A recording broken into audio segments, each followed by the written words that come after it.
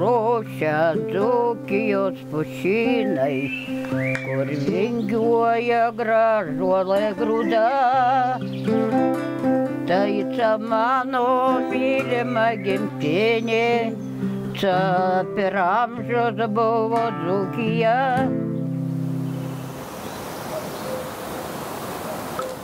Dzūkai turi patarlį. Kuo jaunas pablūdis, to dievas nesūdzis. Pačiam plačiai pas vietų pablūdys teko. Ir ty buvau, kur tik nebuvau. Daug kur ir nebuvau. Visur ir nepapūsi žmogus, belė rast savo vietų. Tai kur buvis, kur nebuvis, grįžau tik kur užaugau. Inšilus. Man sa geriausia. Su mylimu paciute gyvenam, dukrelai auginam. Vasarų sraunios ulos vandenuose gaivinamis, rudenį po čepkelius braidzojam, žiemos čiesų savo užaugytas morkvelas ir pastarnokus kremtam, o kad ateina pavasarėlis, širdį žydėjimus ir paukštukų giesmelais dziugina. Ale nors ir geriausia, galait būts dar geriau. O tai kogi trūksta, paklausit? Nugi sakytų, labiausiai iš ten krašti trūksta jaunų žmonių.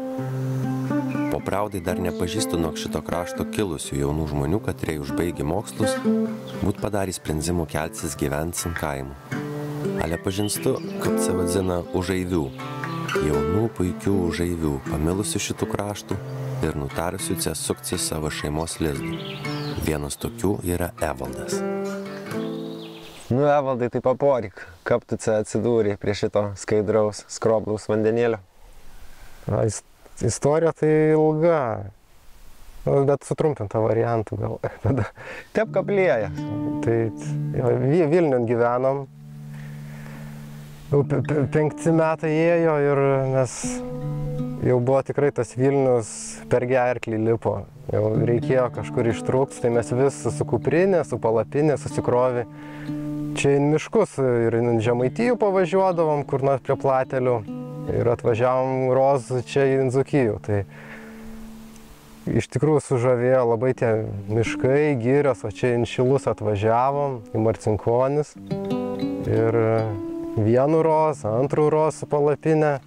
Atvažiavom į festivalį, buvo Marcinkonysna.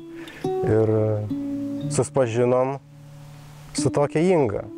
Ir pardavinėjo uogas, grybus visokius ir susipažinom, sakau, o kaip būtų fainas, sakom, pagyvent. Savaitę, 2 mėnesį, kad ne su palapiniu, taip daugiau pajaus šitų vietų.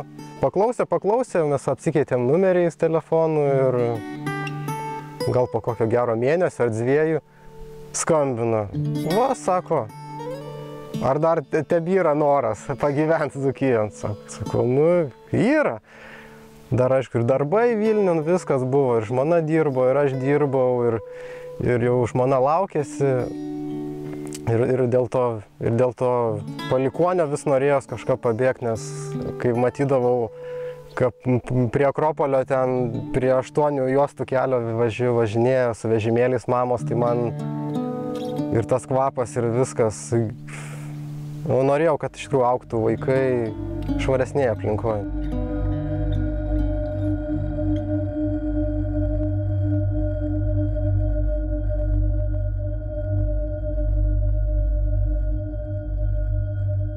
Ir ką, mes sulaukėm iš Ingos skambučio.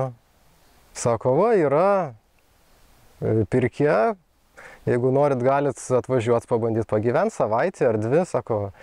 Tik ten pusė namo, sako, yra namas, o pusė namo yra sūrinė. Ten žmonės dirba, augina karves, daro sūrius, jogurtus, viską. Kabeliuos? Jo, kabeliuos. Jo. Ir sakom, reikia pabandyti. Tai kaip tik atostogos neužilgo buvo vasaros. Ir ką, 2 savaitės, aš 2 savaitės atvažiavau čia į Kabelius ir pabandyti, kaip tas gyvenimas kaime atrodo. Tai sunkiai dirbau tas 2 savaitės, buvau visiškai paslikas, nes nuo 5 ryto karves melžt, sūrį daryt, jogurtą. Pradėjai dirbti su sūrinė? Jo, tokia buvo kaip praktika, kaip Jo, kaip mane priėmė pagyventi, bet su tuo tikslu, kad aš padėsiu jiem su karvėm, su sūriais ir su visa produkcija.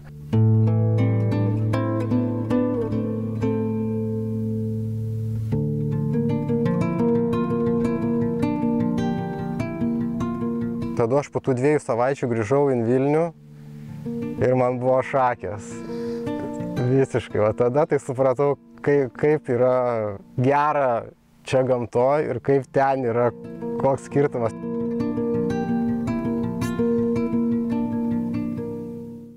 Reikia kažką daryti, galvoju, ir pradėjom ieškoti sodybos čia nusipirkti. Ir būtent Dzūkijon pradėjo. Jo, tik Dzūkijon, va čia Šiluose, nes apvažiavom šitus kaimus, nes va čia vienas sūrininkas yra kaimynas. Į Kapiniškius čia atvažiavom ir viskas, sakiau, net ne Šiluos pradėjau ieškoti, o pradėjau ieškoti čia, Kapiniškiuose ir prie Skroblaus. Čia pamačiau ir sakiau, arba čia, arba niekur. Žmona sakė, sakė, jau būtumėm nusipirkę daug gražių sodybų, bet aš būtinai čia norėjau. O kol tokį stiprų ryšį jauti su Skroblu? Kas tave čia veža labiausiai? Kažkoks turbūt vidinis, net nežinau kodėl, kažkokio įvardinimo. Aišku, ir gamta, ir visas tas grožis, ir tyras vanduo, tai čia, kurį gali gerti. Ir dar Vilniun gyvenant ir Wim Hofo metodas, praktikos visos, maudymas į šaltam vandenį žiemą. Ir galvoju, tai čia tobula, čia prie upelio. Kiekvieną dieną gali į ledinį vandenį lys. Čia mano rojus, kiekvieną rytą aš čia, jeigu atvažiuoju, tai visada įlendu. Nes tikrai kartais savo pavydžiu, kad galiu čia būti ir išsimaudyti šitam nuostabiam vandenį, nes čia Skroblus, tai čia yra dovana man ir aš nenoriu nieko daryti, tik tais mėgautis ir palikti kitom kartom šitą vietą.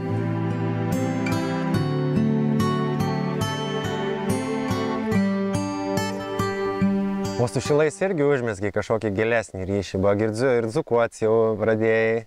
Čia viena iš svajonių išmokti dzūkiškai. Aišku, esu užeivis ir, aišku, nors ir močiutė yra užaugus Dzūkijon prie Merkinės, Gudakėmis. Tai ten užaugė, bet buvo ištremta visa šeima į Sibirų, tai po to grįžo Kaunan, apsigyveno prie Kauno. Labai gerai sekas, žinai. Nebe kožnas viecinis jau savo šnektų šneka. Nu ir pabiskį incitropinai, rankelas va ir į namatus pamerkėje, ne? Nu, taip, nusipirkom šitų vietų ir reikėjo kažką daryti. Pradžiai čia nieko nežinojau, bet potom, kad pradėjau domėtis, skaityti knygų, žiūrėti, kuo čia skiriasi, kaip kas, viskas prasideda nuo žinių, iš tikrųjų, nes, kad tu nieko nežinai, tai gali belekap. Ir po truputuką, po biskutuką mes susirinkom, pradėjom bendrauti, važiuoti su žmonėm, susipažyti ir visai tas toks lėtas įsigyvenimas buvo, nes jau 5 metai čia Šiluos ir nebuvo strioko, kad reikia, kad čia statyti, gyvens, kažką daryti, o mes sako, imkit pirkę ir gyvenkit. Tai irgi labai esam dėkingi tam žmogui, kuris leido pagyvens ir po truputuką susipažinti su žmonėms, su amatais Dzūkijos, su tais senaisiais ir pamatyti, kaip atrodo senos pirkios ir pamatai naujų pastatytą, galvoji, kažkas netep. Tada gerai, gal čia langai per dideli, o gal namas per didelis pats, kodėl jis nesižiūri šiton vieton, kodėl tas senas gražiai, atrodo, kaip čia buvęs. Ir kaip grybas išaugęs. Jo, kaip grybas, jisai gal ir nepamatėjai net, kad jisai čia yra. Tai supirkam lygiai tas pats. Ir dabar, kaip projektavom naujų pirkių, tai irgi knygom apsikrovęs buvau, viskų ten žiūrėjau, matavau, važiavau senas pirkės, kur apleistos, viską matavau, langus matavau, duris, gonkelės matavau, kokio dydžio. Nes proporcijos labai svarbios Dzūkijos krašte. irgi kokio dydžio sieną palyginti su stogu. Į Rumšiškes į muziejų važiavom, irgi aš ten. Dar tada dar netiek daug buvau įsigilinęs, bet jau irgi tas supratimas po biškutį, tai va, iš Rumšiškių ten irgi yra atkeltos iš Zervynų ir iš Musteikos yra sodybos. Kartais aš pagalvoju, kad turėjau gimti gal prieš 100 metų.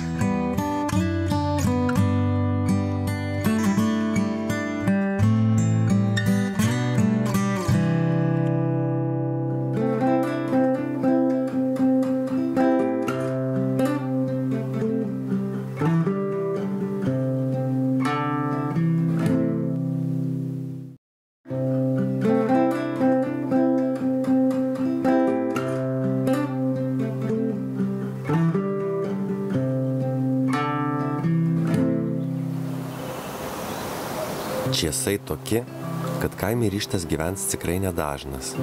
O jei ryžtas, tai reik praskų tavį laukia visas spektras iššūkių, su katrais susidursi. Pradedant nuo elementarios buities, baigiant darbo ir susisiekimo klausimais. Tepkų tokie avantūrai pasirašo labai specifiniai ir sakytų užsispyrį žmonės, labai aiškiai žinantys, dėl ko jie va šitsva nori būti. Paporyk biskį apie tų procesų, rūstai suvešči, pamatas jau sudrūcytas, dar ties viskų reiks laisti. Jo, tai va, pradžia aišku pamatų reikia padaryti gero, nes anksčiau žmonės iš biednumo darydavo, padėdavo 4 arba 6 akmenis kampuos ir viskų, ir statydavo tada. O kadangi čia ant kalnėlio ir viskas nučiuožė nuo to kalnėlio, tie akmenys per 100 metų, ir dabar negalėjau ant čia šių akmenų statyti. Bet irgi pamatai akmeniniai, jokio cemento nėra, viskas. Kuo mūrinai? Tai po žemi yra 1,20 m gylyje, akmenys suversti. Tada smėlis pilasi ir su vandeniu pili smėlį. Tada smėlis subėga į visus tarpus ir uždaro taip ir suriša, be cemento suriša akmenis. Tai virš 100 tonų yra akmenų vien po žeme. Ir tada jau virš žemės, tai yra kalkėm, gesintom kalkėm surišti akmenis, skaldyti. Tai čia pats nedariau, kviečiausi meistrų, nes su statybom iš viso irgi neturėjau jokio ryšio, viską irgi daug skaityta, daug kalbėta, daug ieškota. Pats užsiėmė odontologiją? Aš dantų technikas. Dantų technikas. Dantų protezus gaminu.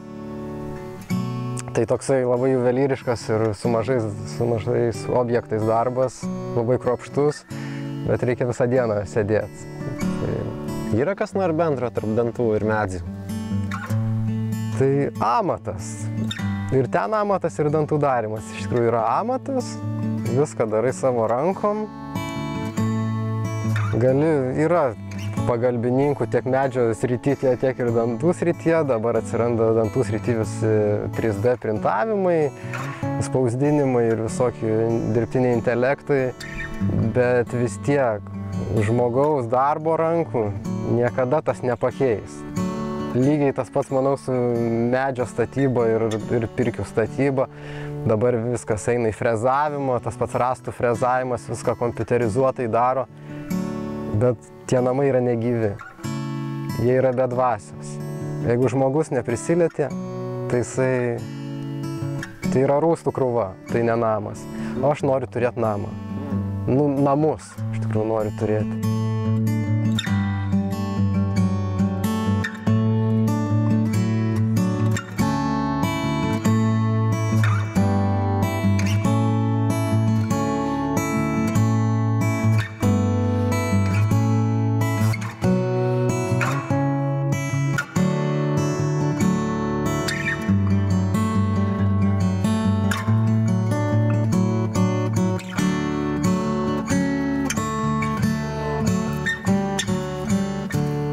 Tai šits bus gonkos?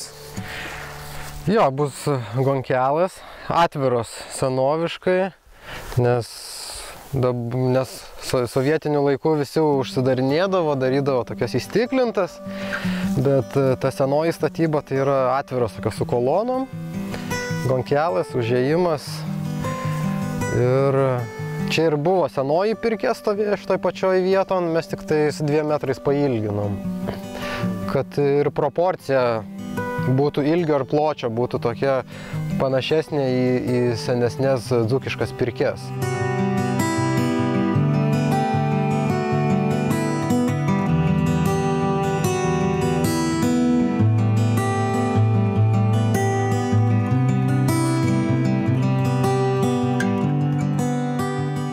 Akmenys iš toli vežiai?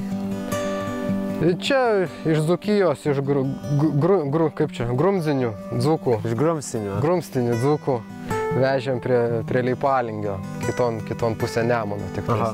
Tai netep toli, bet teko atsivežti, nes čia Šiluose labai nedaug akmenų yra.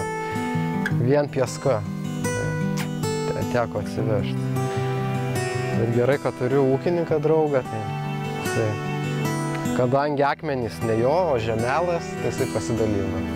Kadangi nieko nedarė, tai sako, imk, jeigu tau tik tais reikia. Einam padabot rūstų? Einam padabot. O medienos pasirinkimas tai yra labai irgi svarbus. Ne tik apdirbimas, bet ir pasirinkimas. Viskas nuo to ir pareina, nes senos pirkios gonkelė, tai prastovėjus nežinau kiek metų jau. Kokį šimtmetį? Šimtmetį. O kapzvanas, kaip sako. Nu, čia sako, jo. Taip. Jau vainikas jau turi būti pirkios rūstai kapzvanas. Tai ir pavyko zvanų pačiam rasti? Nu, tikiuosi, kad pavyko. Visi tikrai nebus kapzvanas, bet yra gerų rūstų. Pjovėm žiemų, būtinai reikia žiemų pjauti, nes vasarinė mediena žmonės anksčiau vasarų iš vis nepjaudavo nei vieno medžio, nes labai daug vandens, labai daug drėgmės medyje yra ir jisai viską, ir ką tu jį nupjovės, tai iš karto pelyja, pūna ir vabalai puola. Tai pjaudavo tik tai žiemų, prie kuo didesnio šalčio. -10, -20 geriausia, kad būtų, kokių 2 savaitės. Ir dar net ir mėnulio dar žiūrėdavo. Ir mėnulis labai svarbu būdavo. Dabar tai kas pjauna, bile kadu. Kokis mėnulis turėdavo būti? Dylantis. 3 dienos paskutinės dylančio mėnulio. Yra pačios geriausias. Tai vat, žiemų per 3 mėnesius, 3x3 9 dienos yra geriausias, kad tu gali nupjauti pačią geriausią medieną. Man taip idealiai nepavyko, nes miškas ne mano buvo. Bet žiemų pjauta prie -10, -8 ir tikiuosi, kad nebloga. Turi būti šerdzinga, kuo mažiau balanos, nes šerdzis jau negyva mediena. Joje neteka jokie vandenys, nieks nekeliauja, jokios maisto medžiagos ir ta mediena nėra patraukli jokiem vabalam, kinivarpom jokiom neaktualu tada. Tai jinai tvirtesnė ir tada kapzvanas ir būna, jeigu šerdzinga. Tai apie bužukus kalbant, dar ir su bitelėm biskį draugauni? Nu, pradėjau draugauti apie bitelas irgi, nes kadangi Musteikon yra drevinės bitininkystės muziejus, Romas Norkūnas užsiema ir daugiau nėra tų žmonių. Ir mane labai sudomino, kaip su tom bitėm. Mano dėdukas buvo bitininkas, bet jau jo nėra gyvo. Bet liki buvo tinklelis, dūminė, galvoju, nu, gal ir man paprobyti reiktų. Turite drevį? Nu, turiu. Vienu kelminį avilį turiu. Galima eit padabot.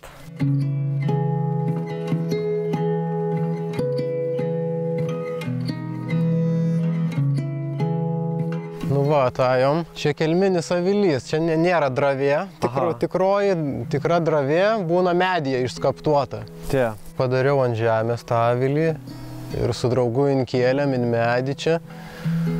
Ir po 3 dienų jau žiūriu, atskrido spėcius. Pats irgi atlakė. Apsigyveno ir jau dabar vienu žiem peržiemojo.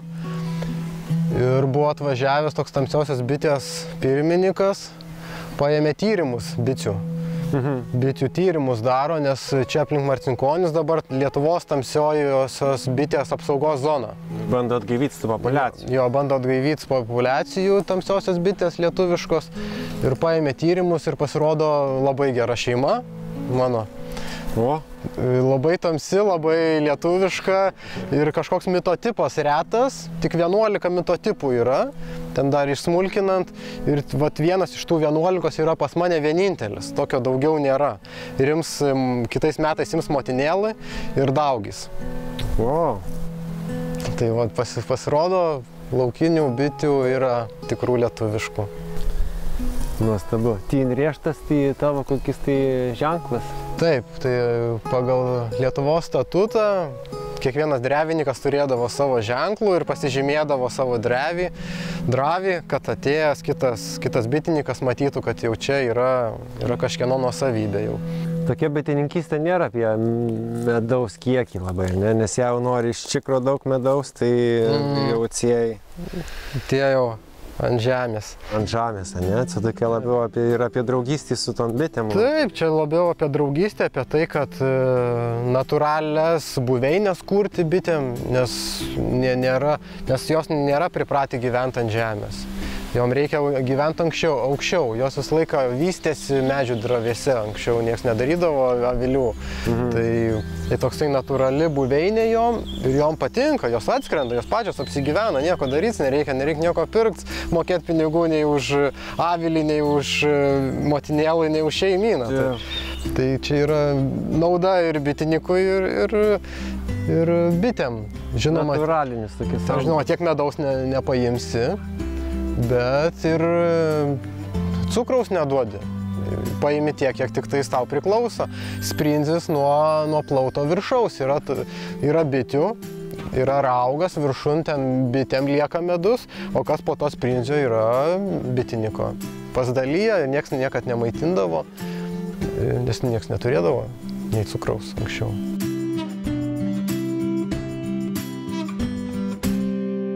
Ačiū tau labai, Evaldai, kad priėmėjai. Nu, tai smagu. Ir kad paporinai. Smagu pamatyti. Gražių dalykų. Evaldas man kaip kokis perlas likimo vėjų atricytas ant šitą žamelas.